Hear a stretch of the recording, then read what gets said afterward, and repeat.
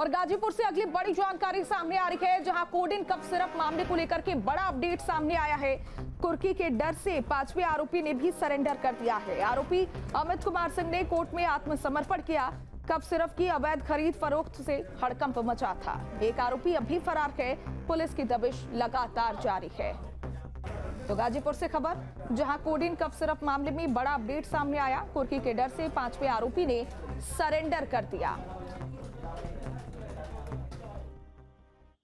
Coding cough syrup मामले में अमित कुमार सिंह, ये अंश मेडिकल एजेंसी का प्रोप्राइटर है। इसकी एजेंसी जखनिया गोविंद थाना भुड़कुड़ा में थी और ये भी एक नामजद मुलजिम था। आज उसने कोर्ट में सरेंडर किया है। पूरा मामला ये था कि करीब 12 लाख कोडिन कफ सिरप की शीशियाँ ये गाजीपुर जनपद के कुल 6 एजेंसियों से गलत तरीके से खरीदी व बेची गई, जिसका कोई वैध रिकॉर्ड ये लोग दे नहीं पाए।